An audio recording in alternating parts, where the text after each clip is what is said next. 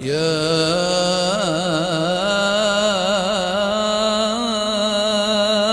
رمضان.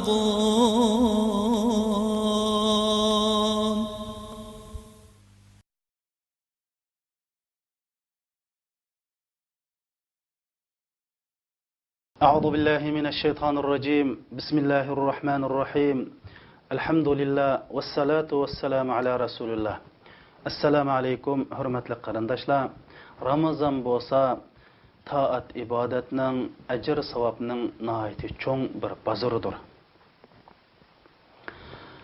Ramazon shundoq bir ulug' oyki, bu oyda jannatning darvozalari ochiladi, do'zaxning darvozalari taqiladi, shaytonlar kishanlandi.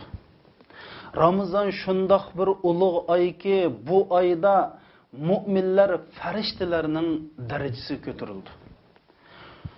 Suhurliq yegandan tortib ta iftorgacha tomoq yemaydi, ichmaydi, g'ayvat qilmaydi, satgap qilmaydi, gunoh asiyat qilmaydi, balki tili Allohning zikri bilan bo'ladi. Ramazondagi katta amallarning qatoridan Qur'on o'qish.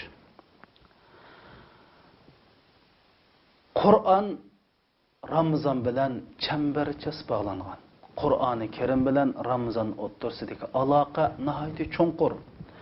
Tövendeki oyat mana buni yo'ritib beradi. Alloh subhanahu va taolo deydi: "Shahru Ramazanallazi unzila fihi al-Qur'an hudan lin-nasi va bayyinatin minal huda wal furqan." Qur'oni Karim bo'lsa Ramazonda nozil bo'ldi. Qur'oni Karim insoniyat uchun yetakchidir. Qur'oni Karimda hidoyatning va haqning bayonlari bor deydi. Rasul akram sallallohu alayhi va sallam hadis sharifda İbrahim alayhissalomga nozil bo'lgan Suhufi İbrahim Ramazonning 1-kuni nozil bo'lgan. Tavrat Ramazonning 6-kuni nozil bo'lgan. İncil Ramazonning 13-kuni nozil bo'lgan. Zabur, ya'ni Davud alayhissalomga nozil bo'lgan kitob Ramazonning 18 nozil bo'lgan. Qur'oni Karim Ramazonning 24 nozil bo'lgan degan. Allah subhanahu va taolo Qur'oni Karimda inna anzalnahu fi laylatil qadr. Biz Qur'oni Karimni Qadr kechasi nozil qildik deydi. Hammamiz bilamiz, Qadr kechasi Ramazonda qarindoshlar. Demak, yuqoriqi oyat hadislar Qur'oni Karim bilan Ramazon o'rtasidagi aloqani nihoyatda aniq bayon qilib bergan. Ramazonda Qur'on o'qish nihoyatda cho'ng ibodat.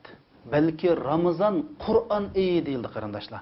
Chunki hadis sharifda bayon qilinishicha Rasul akram sallallohu alayhi va sallam Ramazonda Jibril har kechasi Rasulullohga Qur'on ta'lim bergan. Rasululloh Jibril bilan Qur'onni o'qishgan. Rasululloh tugab ketgan yili Ramazonda Jibril alayhissalom bilan Qur'oni Karimni 2 qatim o'qishgan qarindoshlar.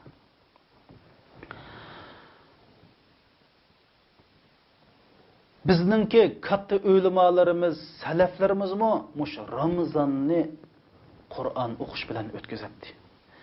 Har daqiqa, minutlarda Qur'on o'qiydi.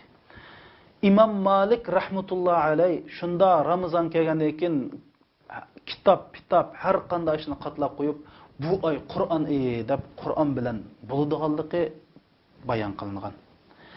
Tafsir shunoslarningki peshvosi bo'lgan Qatada rahmetullah alayh Ramazondan boshqa vaqtda har 30 kunda Qur'oni Karimni bir qatim xatma qilgan. Ramazon kirgandan keyin har 7 kunda bir qatim xatma qilgan. Ramazon shunda 15 bo'lsa har 3 kunda bir qatim Qur'onni xatma qiladi deydi. Mana burunqi ulamolarimiz, kattalarimiz, peshqadamlarimiz Ramazonni mushundaq chin tutadi qarindoshlar. Rasul akram sallallohu alayhi va sallam shundaq deydi: "Man qara'a harfan min kitabillah falahu hasana wal hasanatu bi 10 amsalha." Kimki Qur'oni Karimdan bir harf o'qisa, bir savobga erishidiki, bu savob 10 savobga teng keldi, 10 ajrga teng keladigan savob deydi. Ya'ni bu Qur'on o'qishdan kelgan bir ajr 10 ga to'g'ri keldi deydi qarindoshlar. Biz Qur'oni Karimdagi eng qisqa sura Inna a'tayna surasini o'qisak 500 ajrga erishimiz. Hammamiz bildigan Fatiha surasini o'qisak 1500 ajrga erishimiz. Danliq tafsirshunos Ibn Kasir rahmatullohi alayh shundoq deydi. Men Qur'oni Karimning suralarini, Qur'oni Karimning so'zliklarini, Qur'oni Karimning harflarini sanab chiqdim. Qur'oni Karimning harfi 320 ming 15 harf ekan deydi.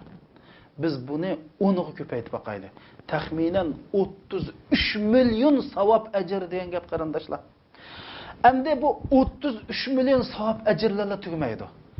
33 million savob, ya'ni hasanaga erishdik, ajrga erishdik degan gap 33 million gunohingiz yuyildi degan gap. Chunki har bir savob bir gunohni yuydi.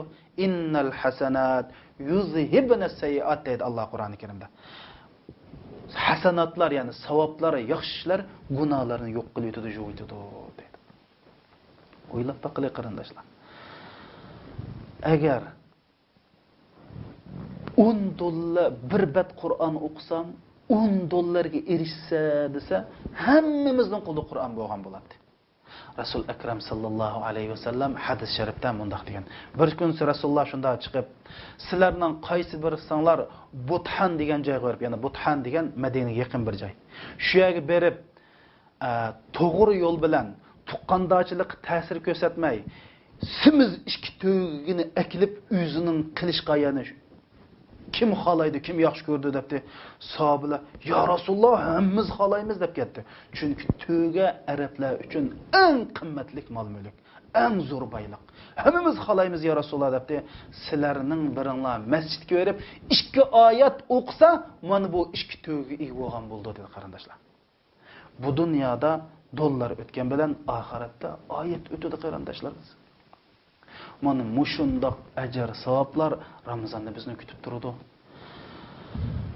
Hadis sharifda shundoq bayon qilingan.